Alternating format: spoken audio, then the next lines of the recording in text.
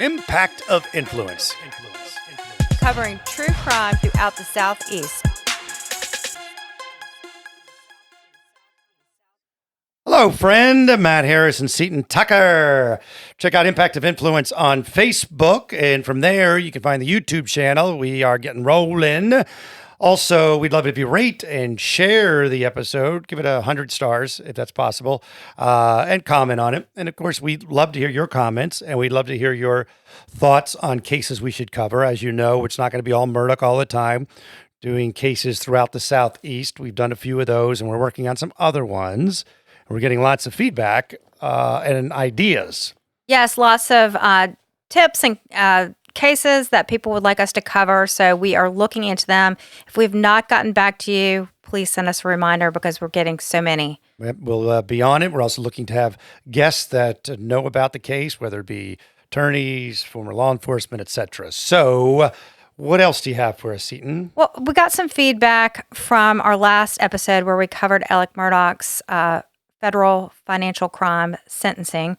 And someone has told me they do not believe that Alec Murdaugh is going to be eligible for the First Step Act. He probably will only qualify for the 52 days a year of good time that you get basically as long as you just don't burn the jail down. But the First Step Act, you have to have a criminal history in a category 0. And right now, Alec Murdaugh has a 4. Now, also, another thing that would preclude you from participating in this First Step Act would be creating substantial financial harm to people, which has happened. So anyway, just some feedback on that. And speaking of Alec Murdaugh, that's why we have our guest today, because Alec, as you know, failed the polygraph the feds gave him about the money crimes. And so we found a guest who has written a book about the history of the polygraph and lie detector. And let's bring him in now. Let's bring in our guest, Amit Katwala. He is a writer and editor for Wired, books, magazine features, podcasts, videos. You can see his TED Talks. You can find those on YouTube. And the book that we're talking about today that I got on Friday and blew through it in the weekend because it was so intriguing. Tremors in the Blood, Murder Obsession, and the Birth of the Lie Detector. Thanks for joining us, Amit. I appreciate it.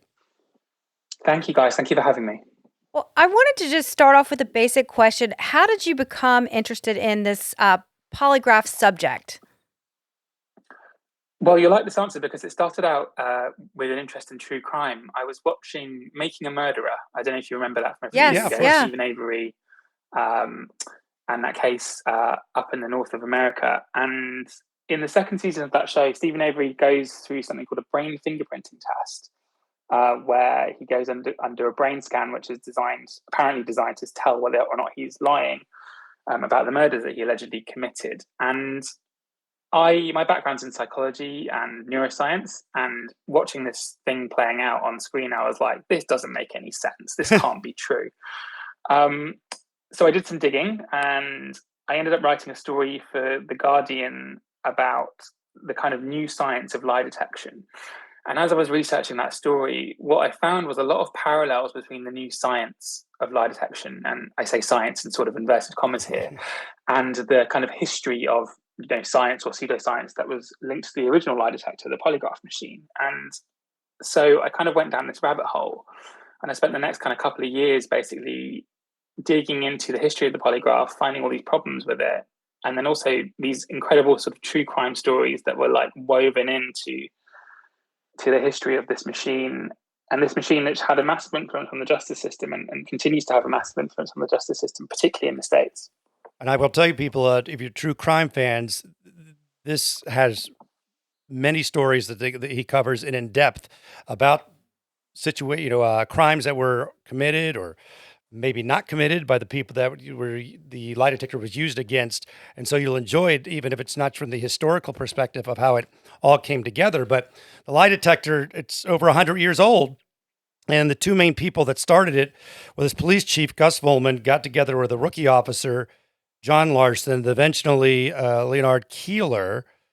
Larson was a cop with a PhD, and explain how the Vollmer, the police chief, and John Larson got together, and their basic idea of what they were going to come up with, which would be called the polygraph.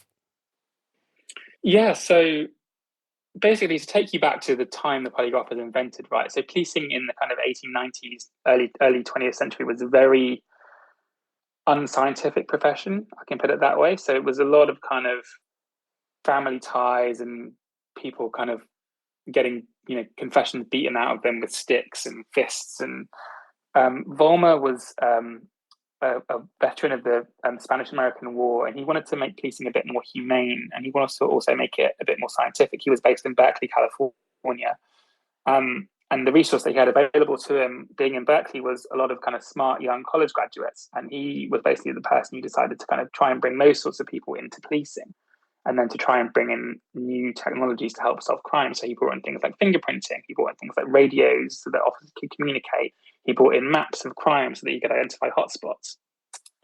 And then one of the other things he brought in was, he brought in this college cop, they were called. So there's this PhD student called John Larson, who was a criminologist who wanted to try and prevent crimes before they happened. And together they cooked up this idea to basically see whether they could use blood pressure to tell when someone was lying. And that was the sort of genus, the seed that became the polygraph machine. Well, reading some of your articles, this situation at Berkeley, it sounded like it might be a terrible time to be a student there because they really used this polygraph on the students to uncover lots of different crimes. I think it started out with some stolen jewelry. Can you tell us a bit about that? Yeah, I mean, to be honest, like I studied psychology, and even today, if you are a psychology student or a neuroscience student at undergraduate, you will get experimented on. It's just kind of part of the course. True. But yeah, so Larson and Vollmer built this machine. So it was kind of this very sort of ramshackle-looking machine. Someone in the papers at the time described it as sort of a mix between an alarm clock and a wireless radio and a sort of blood pressure cuff, and it looked very ugly. But anyway, they built this machine, and one of the first cases they used it on was this case of a series of thefts at a women's dorm in Berkeley at the university. And basically, a bunch of the women that staying at this dorm had their thing go missing, and the police were called. And eventually, the investigating officer sort of, I think, grew tired of interviewing dozens of women and kind of shoved the case over to Larson and was like, you deal with it with this new machine you've got. And so that was the first case the polygraph was used on. And actually, the first person that they used the polygraph on was a woman called Margaret Taylor, who was one of the victims of this crime. So I guess, as is normal in police interviewing, you sort of, the first thing you do is interview the victim to try and narrow down the scope of your inquiries. And this is a bit of a side note, but Larson actually then ended up eventually marrying this woman. So that's sort of an early sign that maybe in a polygraph exam, the sort of power imbalance is not quite what it should be. And he brought her back in and asked her if he loved her. Or she loved him. Yeah. And she actually lied. Well, according to that test, yeah.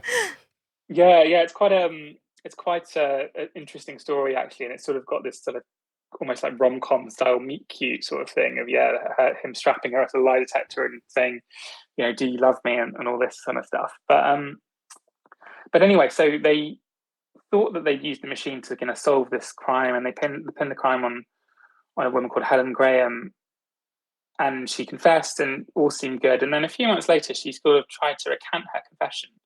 So even back then, there were these problems beginning to emerge, even with the first few cases the lie detector was actually used on. And there's two big cases that you go into great detail and very interesting detail that show both sides of the polygraph in a way. And one of them, I guess the combination kind of broke some of the people that were involved with the beginning of the polygraph. One of those cases was Henry Wilkins in 1922. So it's only like a year after the invention of it. And I know that the case is, like I said, you cover it amazingly, but give us a synopsis of that and why that became a centerpiece of your story.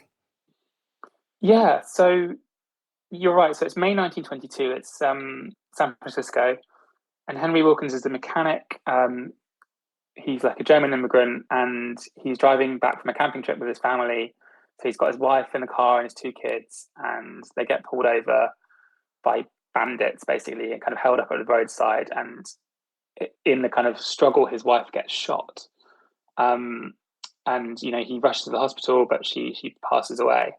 And when the police come, he kind of says, there was these 3 guys, and they held us up. And then, when they tried to grab her jewelry, I reached my own gun, and then they tried to shoot me, and she jumped across and saved me, but she got shot. So that was the kind of story that he told the police.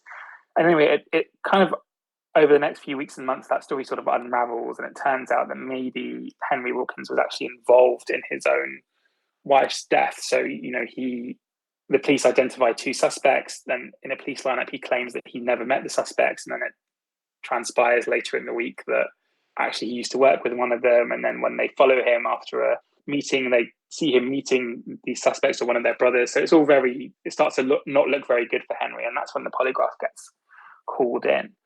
And the reason that I chose to focus on this case is, well, for a couple of reasons. First, because it's a bonkers case. Like I don't want to get into all the twists and turns of it, because we'll be here all day. Yeah, you're right. There is a lot of turns. Yeah, if you had just done that, that would be a great book in itself. And then the second reason was that this was it was one of the first times the polygraph had been used in a murder case, and it was one of the first significant cases where the polygraph sort of failed, I think. So it had been used in a couple of murder cases up until this point, and it sort of got, the right answer in inverted commas, in that what was found on the polygraph kind of matched up with what the jury found or what the police had found. Whereas here, what happened was that the evidence seemed to point overwhelmingly in terms of like Henry being guilty, but the polygraph actually found him innocent. And, he walked free, and though he did eventually go to trial, he was found innocent.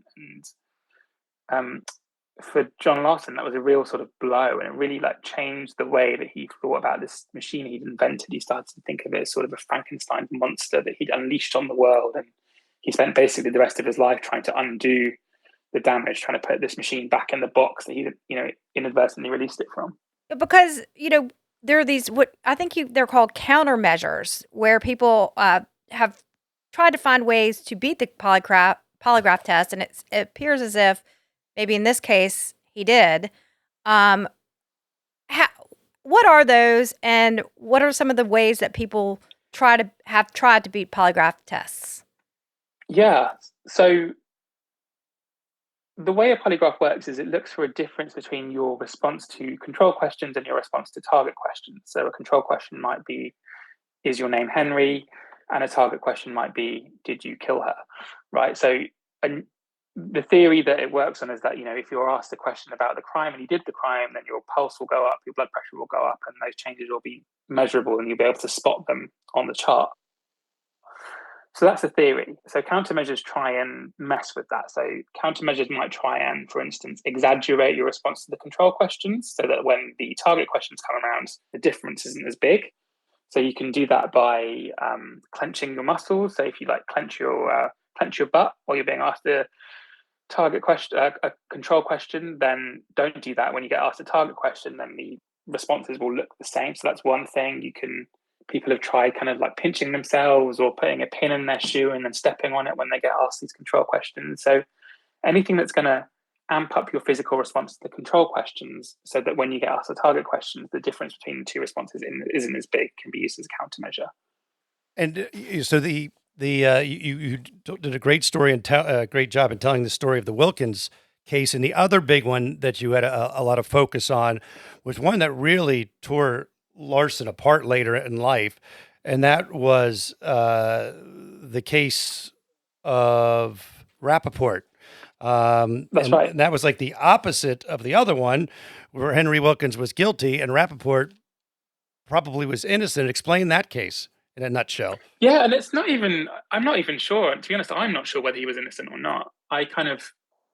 Yeah, that's true. So the second case, in Chicago, this is in Chicago, so it's 11 years later, kind of mid-1930s in Chicago, and Joe Rapaport is,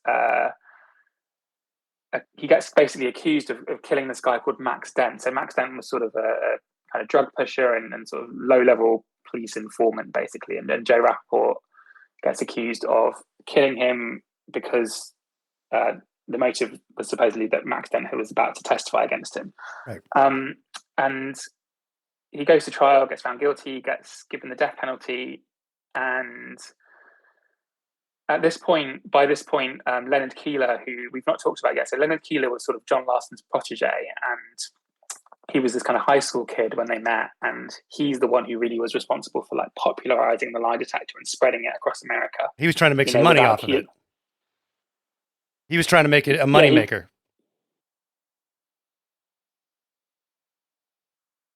Sorry. Sorry. So he was the one who was kind of trying to turn it into a commercial project, I guess, trying to make money out of it effectively, whereas Larson was more about the pure science. Keeler was the showman, the salesman. And so by the mid-1930s, Keeler was living in Chicago. Larson had been in Chicago, but then had to leave in disgrace for a bunch of slightly lurid reasons that I get into in the book. And basically what happened was that Rapaport was on death row, and the governor of Illinois, Henry Horner, kept giving him stays of execution. He was being pressurized by Rapaport's family and the community to not execute him. So he kept giving him stays of execution. And after, I think, 3 or 4 of these, he eventually said, right, okay, if this guy can pass a lie detector test that says he's innocent, I'll commute the sentence. I'll let him live. So Keeler kind of goes along to the jail with the polygraph equipment, straps Rapaport in. He fails the test and, is executed shortly afterwards. And the challenge here is not so much whether or not he was guilty. It's more like, he was found, this machine, this unreliable machine, was basically used to decide whether or not a man lived or died. And that is like hugely problematic. And it was, Larson, correct me if I'm wrong, didn't Keeler, like when he did the test, he was not even doing it the way you were supposed to do it. He was breaking all the rules. Right. We should talk about the reliability. If you look at, and I think the media kind of does things a bit of a disservice, and I understand why, because if you actually were to sit and watch a lie detector test being done in real time, the way it should be done, it's very, very boring and very, very long, because you're meant to ask each question several times. You're meant to wait like a minute between each question to let the bodily response settle down. It takes ages. This is like a 4, 5, 6 hour thing. It's a real marathon. Whereas obviously on TV, it's sort of like, people get strapped in, and then 10 minutes later they're getting marched out again with a piece of paper saying they were lying or whatever. And but above all, it's meant to be in a sort of neutral setting, and death row is not a neutral setting. And while Rapaport was being put on the machine, the lights in the cell that he was in were flickering because they were testing the electric chair in the next room. Jeez. Oh my goodness. That sounds like a calm environment. Yeah, really. Well, you just mentioned the media, and, we see these, true crime TV shows, Law and Order, and someone gets a lie detector test and they fail. And we also see headlines here in the States that someone, passed or failed a polygraph test, and you kind of get this assumption of guilt or innocence based on whether someone has passed this, but the reliability is not as black and white as what you're led to believe in the media. Yeah, that's right. And if you look at kind of the scientific work that's been done on the accuracy of the lie detector, it can be as low as 40% sometimes. It ranges between 40% and 70%. It varies wildly depending on who's actually conducting the test. And it's presented as this sort of scientific machine that's giving you like unbiased results. But really, it's a lot of it's about interpretation. A lot of it's about who's doing the test and who's being tested. There's a huge amount of bias in the process as well. Ultimately, it's akin to reading tea leaves, or doing a palm reading or something like that, right? Like it's operating at that level. And I have to be quite careful when I talk about this, because obviously, like, it can be useful, and it can be, it has obviously helped, bring people to justice. But I think when it is useful, it's often as a sort of like psychological prop in a way. It's sort of the illusion of science, right? Someone I speak to about this, an academic, calls it sort of zombie forensics, right? This, akin to security theatre at airports. It's there to make the subject feel like they're under interrogation by a machine that's going to rat them out if they don't tell the truth. Well, as a matter of fact, you talk about, I don't know if it was Chicago police or somebody was using like a copier or something, right? And just telling the criminal to put the hand in the copier and it would shoot out if they were telling the truth. Yeah, that's right. So that's actually in David Simon's book, his nonfiction book, and then he recreates that scene in The Wire. So yeah, exactly. But I think originally it was in Detroit, and then Detroit, obviously in The that's right. Wire it's in Baltimore. But yeah, they used to get the suspects to put their hand on a Xerox machine, and then they would just get the machine to print out a piece of paper with "he's lying" written on it, and that would be enough to sort of convince them that they just had to tell the truth. So It's, it's it's been a sort of about the psychological pressure that the machine, or even the idea of a machine, can put on people. Well, the guys who invented it, were ended up being against it, and they even called it, I believe, a psychological form of torture, which they were hoping to get away from by having this device. And yet, it's been 100 years of this, and it's basically, is it basically still the same thing it's measuring that it was in 1921? Essentially, yeah. So the only difference is that back then you would have had physical pens, so all the equipment, the blood pressure cuff, and the cables that wrapped around your chest would be connected to physical pens, and your movement would translate into the movement of the pens. Whereas now it's more likely to be connected to kind of a computer, and the lines will be not on a piece of paper but on the chart. And but everything else is basically the same. They've added kind of a sweat response. So sometimes you'll see on TV like people will have something attached to their finger that's measuring their galvanic sweat response. So that's just another kind of another source of information. But even now, a lot of the interpretation is still sort of done by eye, by feel. There's no sort of objective way of doing it. There were efforts to create objective, unbiased polygraph scoring algorithms in the 80s, but polygraph examiners didn't really want them. And I think they kind of, that's a kind of tacit admission that what they do is more art than science, right? It's more about interrogation and interpersonal skills, I guess, than it is about the science of the machine. So, one thing that polygraphs can be used for is as an investigative technique, but we often see these as part of deals. If you're going to make a deal with the federal government or that sort of thing, it's a requirement to take and pass a polygraph test. How do you see these two different types of ways of using a polygraph important? Yeah, so there's something similar that's been happening in the UK recently as well, where it's being increasingly used to assess people who are on probation for, sex offences or for terrorism offences. It's being used. And look, I think that it can be useful in those cases, but I think it needs to be used with eyes open about, the reliability and the accuracy of it. And actually, like, I think in the case that you guys have been following on this podcast, I actually don't mind it being used in that scenario because it's fairly low stakes in the sense that, the guy's already in prison and this is about, assessing whether or not it's about trying to extract more information from him, right? And, if you can't get that information from him, then, okay, the stakes are relatively low in terms of like no one's going to die as a result or that kind of thing. Whereas the problem I have with it is that, if you put too much weight on these tools and you end up letting guilty people walk free, then that can lead to really severe consequences. There was a serial killer in the Pacific Northwest in I think the 70s and 80s, maybe 90s actually, called Gary Ridgway, the Green River Killer he was called. And he, killed a bunch of women, was brought in, was polygraph tested, passed the polygraph test, was let go and went on to like kill loads more people. And that's really problematic when the machine gets the wrong result. And because it's a machine and we kind of, believe in science and we trust machines more than we trust ourselves, it sort of leads to these, wrong outcomes. I think the number is somewhere around 200 people that we know of unjustly imprisoned in, I think, just England alone due to failed polygraphs. Is those numbers close? Yeah, so that's actually, I think that figures from the United States actually, but The States, okay. yeah, there are loads of cases. If you look at kind of the Innocence Project and things like that, there are several documented cases of people being coerced into confessing on polygraphs, and then actually it turns out later on that they were telling the truth. And like you say, like those kind of, it's really hard to tell whether someone's pulse is racing because they're lying or because they're nervous, right? If you're afraid of being wrongly accused, how are you supposed to determine whether someone's stressed because they're afraid of being wrongly accused or because they're afraid of being found out, right? It's really, really difficult for a they polygraph just may be a machine sweaty to person. figure that out. Just a person that sweats a lot has a problem with these. Yeah, exactly. Or someone who's nervous for other reasons, right? And I think being interrogated about a murder is probably a pretty nervous situation to be in, regardless of whether you did it or not.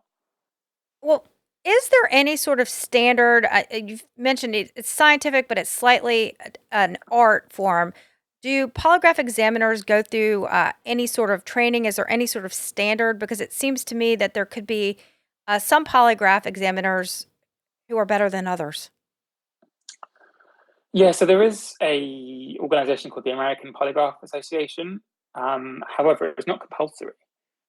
So, there's nothing to stop you from going out, buying a polygraph, starting to test people. You can become a polygraph examiner, a licensed polygraph examiner. I think it takes 12 weeks, I think the course is. Oh, that's it? Yeah, it's really, really quite straightforward. And, you can basically go from, being someone with no interrogation experience to being, a licensed, qualified polygraph examiner in less than a year. And oh, wow. It just blows my mind that all these studies and all these facts show that it's pseudoscience. And I wonder if the people who tout it really believe it, or do they have some sort of other motive? I mean, do they really convince themselves that they know a liar? I guess we don't know. That there's probably two things happening. I think there's probably at the coalface, I think people probably do believe that it works. And I think they probably do believe that they're getting the right results. And I think, to be honest, like a lot of the time they probably are. It's just the problem is that these like edge cases, right? These, if you're going to use technology to, sentence someone to death or send them to prison for the rest of their life, then you really, really need to be sure that it's like 100% accurate. So I think that's part of it. And then I think the other reason it proliferates is because it's convenient, right? It's much more convenient for a police department to get a confession out of someone on a polygraph machine than it is to take them to trial.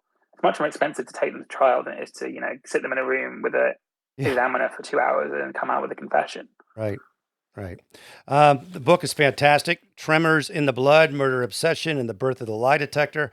Amit, thank you very much for spending time with us. I really appreciate it. Thank you, guys. Thank you. All right. We are wrapping this one up. Please rate and share the episode. Check out the YouTube channel. Subscribe to the YouTube channel, I should say. And check out the Facebook page of Impact of Influence. Are you good, Seton? Are you good? I'm good. Do you want me to hook you up to a lie detector and ask you some questions?